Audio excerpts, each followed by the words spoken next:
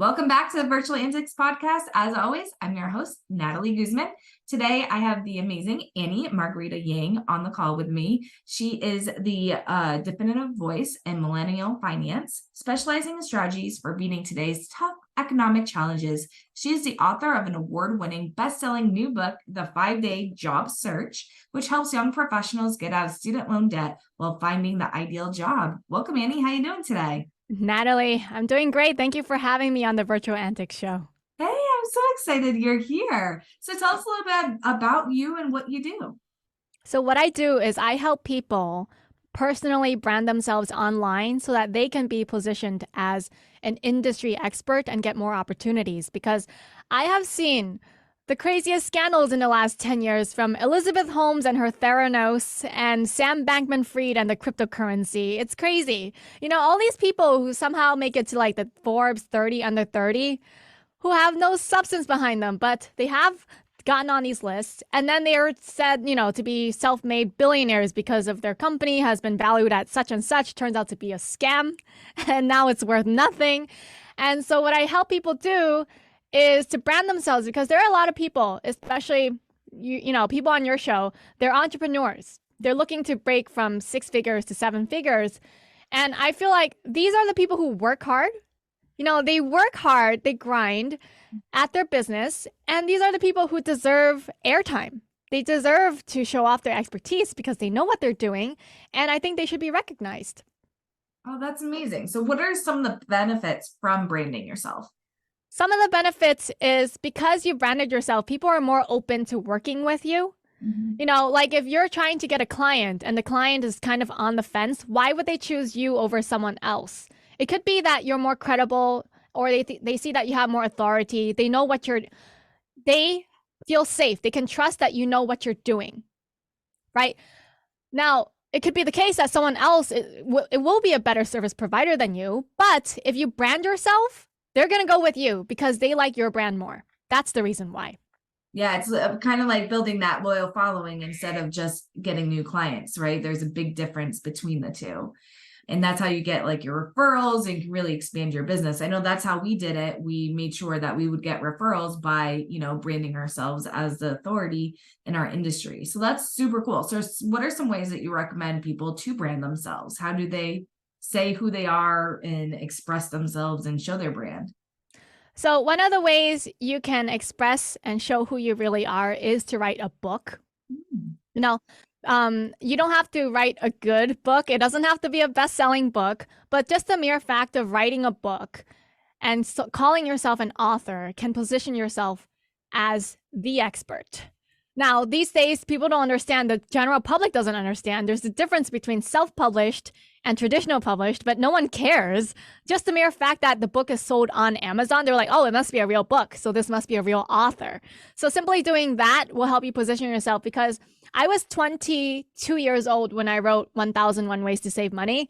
And I only did it because someone else gave me this advice. And I was like, okay, well, if no one's going to buy it, but I use it just to position myself, that's okay. So I wrote 1001 Ways to Save Money. It's literally a list. It's not like, the next award-winning book.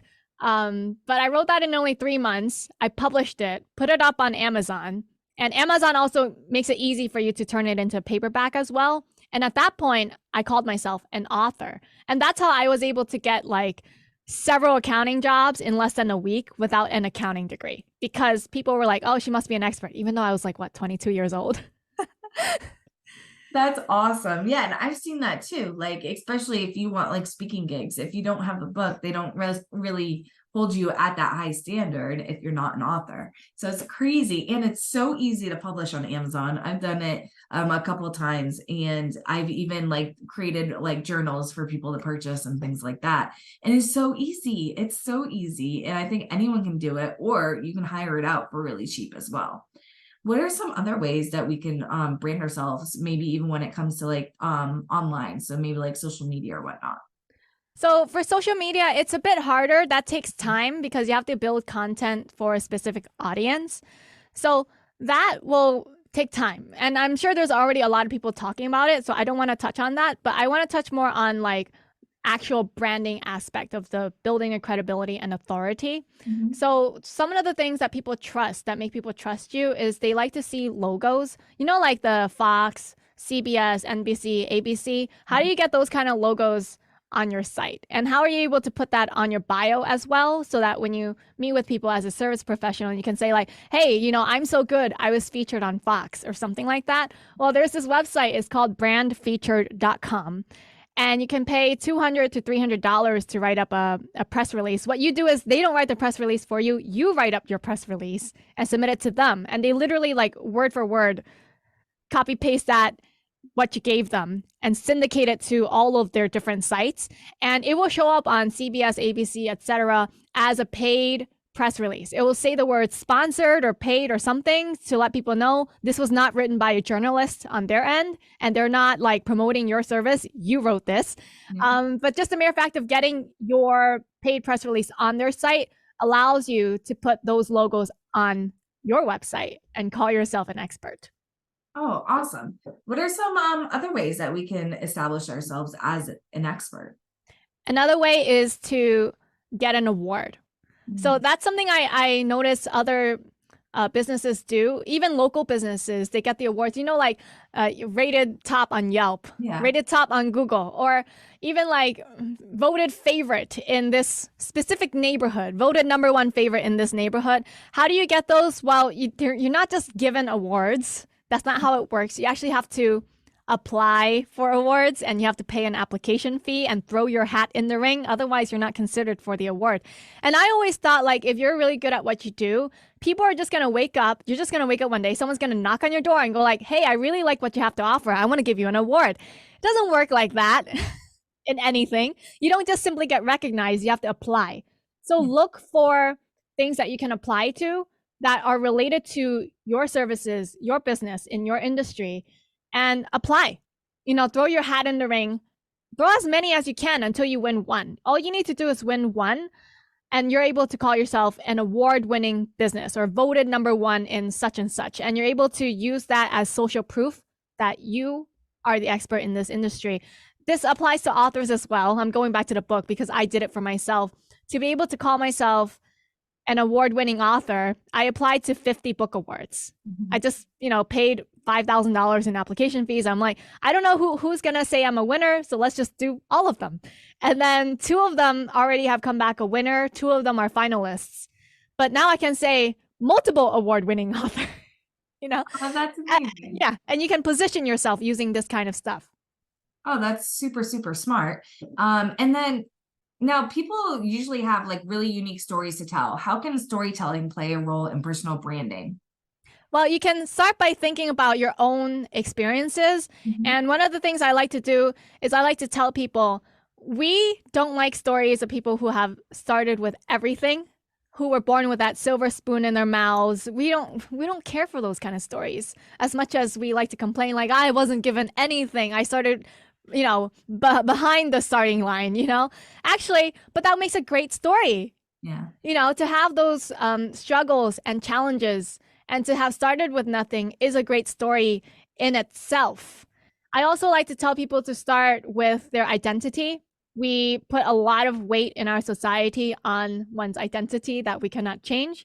So even if you are a minority in some respect, play on it. Like I play on 3 different ones. Like I play on the fact I'm Asian American. We make up less than 5% of the population, right? There's one. Oh, Asian Americans, we have a bamboo ceiling and we have affirmative action, can't get into Harvard. Womp womp. We have woman. I'm a woman. Wow, woman can't get ahead in the workplace. It's always men that get promoted. We have a glass ceiling. So I play on that as well. And then I like to play on the millennial stereotype. Oh, millennials can't get ahead financially. We have it so bad. We were born into a recession coming out of college, and we can't buy houses. We can't buy cars. We're boomeranging back home to live with our parents. I play on that stereotype. So I don't like to use it as a victim story, but I play on it like, oh, look how hard I have it, but look where I'm going. So that's how you can use it to develop your story. Oh, that's awesome. And it always makes it's really easy to get, like, if you're ever going to be a guest on someone's podcast. So I have I'm a former foster kid, so that's one of the things that I play on, and it always gets me on a lot of podcasts because I'll be like, "Hey, former foster kid now owning multiple businesses," and they're I like, love it. "Yeah, it's so much fun, and it works, and it gets my face in a lot more places because I play on that." So I 100% agree with that. So, what are some common missteps people make when crafting their personal brand, and how can it be avoided? Yeah, even well-known experts in their industry who are really good at what they do, they mess this up. They're not consistent in their brand. Like I have seen even so-called best-selling authors, I research them, I look up everything about them online. I look up all of their social media profiles. One, they're not consistent in their headshot. We get a picture of like one, they're looking forward at the camera, another they're looking to the side, another they're looking down, another you even see their back. I'm like, why? You know? So one of the things you have to do is keep using the same headshot over and over and over again in your online profiles, because if you don't do that, you have to think of the internet as like an actual world with 7 billion people. If you don't do that, if you're not consistent, especially because it's a 2D world, not a 3D world, people are not going to recognize that you're the same person. So they might come across your Facebook, but then they can't tell, oh, wait, I already saw her on Instagram. Like they cannot tell. Yeah. So you have to make it easy for people by using the same picture, first of all. And second of all, the same name. There's a reason why I use Annie Margarita Yang. No one calls me that in real life. I'm just Annie Yang. But when I started branding myself online, I used Annie Margarita Yang because I was like, well, I want all of the Google and the Bing search results to tie back to content that I made, so that when people search me up online, it has all of this different content from like different websites, not just my own website, right? And people are going to be like, oh, wow, she must be like totally an expert, because that's what they see online, and it becomes its own echo chamber. So you got to be consistent with your photo and your name. So what happens if someone has the same name as you that is also an expert but in a different field? Do you suggest like maybe adding your middle name or something? Yes. So if you have a middle name, add it. I was so reluctant to use Margarita because I'm like, it's not Chinese sounding, and it kind of like throws some people off. They're like, where does that come from? And it's also really long as well. People have to write out the whole thing, and I always have to say Margarita spelled like the drink. And so I personally, I was resistant to using it, but I've just come to terms with the fact, use your full name if you have it. It makes it much easier to brand yourself. Yeah, because I know my name is very, very popular. If you look me up in any state, there's probably hundreds of them. Before I was married, I had a different last name and it was super unique. So I went from having no one with my name to everyone having my name. So I've run into that where there's other people that are experts in their fields, and you put my name in and their stuff sometimes comes ahead, and we actually kind of play tag. So sometimes I'm ahead and sometimes they are ahead. So it's always really, really interesting. Okay, awesome. And then given the rapid changes in the digital landscape and the way we present ourselves online, where do you see the future of personal branding headed? Yeah, I feel like you got to get on TikTok, and I'm hesitant because I don't like short form content. I feel like it fries my brain and attention span, and I cannot keep watching 60-second videos. It doesn't build any loyalty either. But that's where it's headed, because 2 months ago I was in an acting class, and of course all of these people are Gen Z who have like aspirations to become famous, right? And then I asked the people in the class, I was like, well, how do you find an acting teacher? Because this was a group class, and one of them was telling me she had a private teacher as well. And I was like, well, how did you find your private teacher? She's like, I found her on TikTok. So I think that's where it's headed, because apparently people are finding professionals to hire through TikTok. So Yeah, there's even things I used to go to Pinterest for, like Thanksgiving, right? It just passed. And so I used to go on Pinterest and look for Thanksgiving meals. Now I'm going to TikTok. I'm like, show me how to make it in 30 seconds. That's exactly what I want. And it's just so cool that like how everything is kind of shifting. And so yeah, I'm a big TikTok person. I love TikTok. I have so much fun and meet so many new cool people and learn things. So I think I definitely agree, like short form right now is where it's definitely at. And not even just on TikTok, like even we've seen on LinkedIn, it's actually kind of blowing up short form, which is really interesting, because before it used to be just like more quotes and pictures and not really video. So really, really cool. Well, I've loved having you on the show. Where can we find more about you, your services, and all that fun stuff? Yep, you can find more about me on AnnieYangFinancial.com. That's ANNIEYANG financial.com.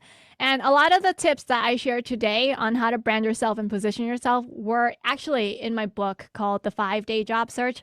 So to pick up a copy of The 5-Day Job Search, I have a special offer for your audience. If they add the book to the shopping cart directly on my site, they can use the coupon code VIRTUAL, VIRTUAL, to get a 10% off discount on the signed paperback copy. Awesome. Thank you so much. I'll make sure I put that in the show notes as well. But thank you again, Annie, for coming on the show. It's been a pleasure having you. Thank you, Natalie. Really appreciate it. Of course. And we'll talk to you guys next time on the Virtual Antics Podcast.